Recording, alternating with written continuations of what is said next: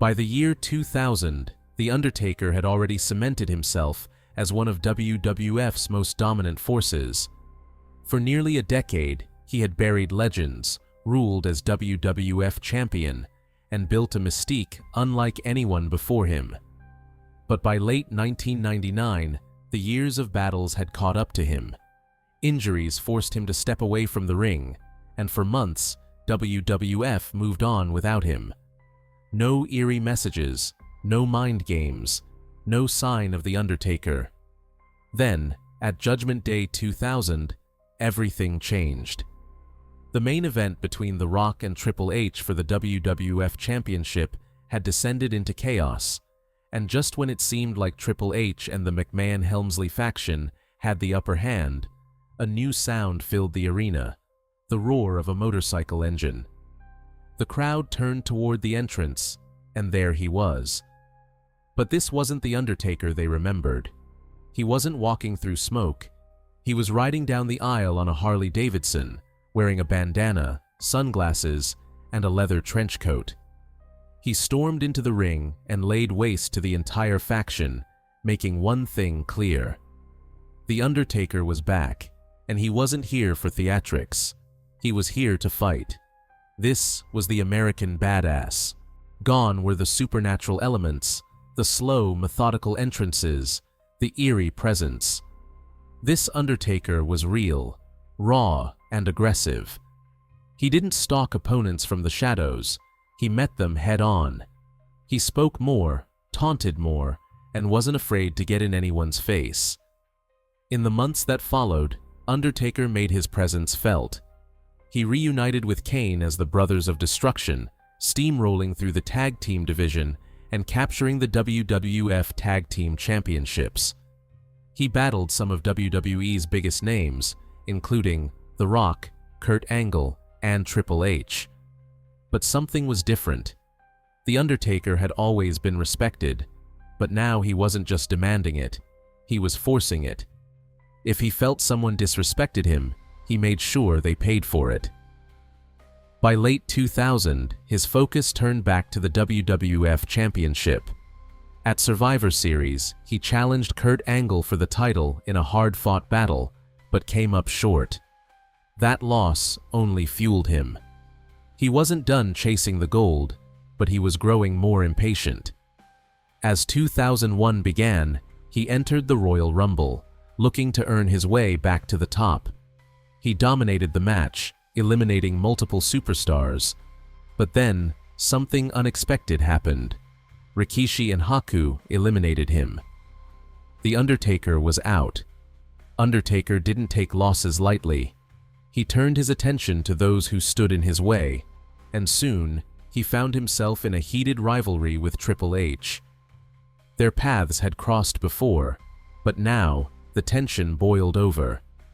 At WrestleMania 17, they clashed in a brutal match that spilled all over the arena.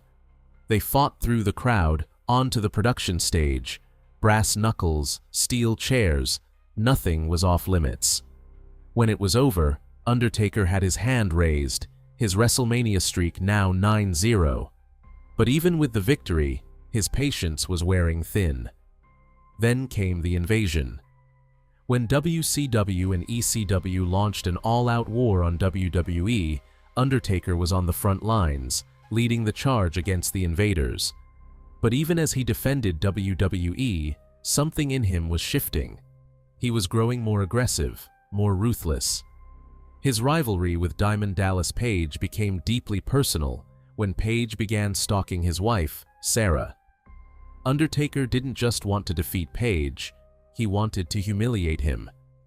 At SummerSlam, he and Kane dismantled Page and Chris Kanyon inside a steel cage, walking away with the WCW Tag Team Championships. But if you were paying attention, you could see it. The Undertaker was changing.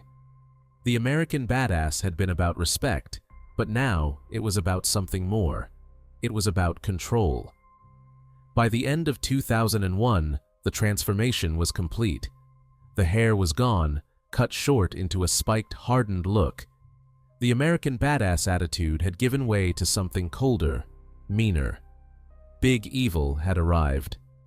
At Vengeance 2001, he crushed Rob Van Dam to win the Hardcore Championship. Unlike before, he didn't just beat his opponents, he hurt them. That new mentality was on full display at Royal Rumble 2002. Undertaker entered the match as a dominant force, tossing out competitor after competitor. Then, out of nowhere, Maven, a rookie fresh off Tough Enough, dropkicked him over the top rope. What followed was one of the most vicious beatdowns WWE had ever seen. Undertaker dragged Maven through the backstage area, slammed his head into vending machines, and left him in a bloody heap. He wasn't just eliminating a competitor, he was making a statement. That same attitude carried him into one of the most personal rivalries of his career, with Ric Flair. But he didn't just challenge Flair to a match at WrestleMania 18, he forced him into it. He attacked his friends, beat down his son, and left Flair no choice but to fight. At WrestleMania, the match was brutal, but the result was the same as always. Undertaker won, extending his streak to 10-0. By the summer, he reached the top once again, defeating Hulk Hogan at Judgment Day to win the WWE Undisputed Championship. But Big Evil wasn't just a champion, he was a ruler. He didn't just want challengers, he wanted people to earn the right to face him. That led to his famous ladder match with Jeff Hardy on Raw, where Hardy pushed him to his limit. Even after winning, Undertaker did something no one expected. He raised Hardy's hand in respect. But by the fall, a new challenge emerged: Brock Lesnar. Lesnar was young, hungry, and unlike anything Undertaker had ever faced. Their rivalry led to a war inside Hell in a cell at No Mercy. It was one of the most brutal matches of Undertaker's career. Lesnar walked away with the victory, but Undertaker was ready for whatever came next. Because no matter how many times he was knocked down, no matter how much he endured, one thing had always remained true. The Undertaker came back, and came back with vengeance.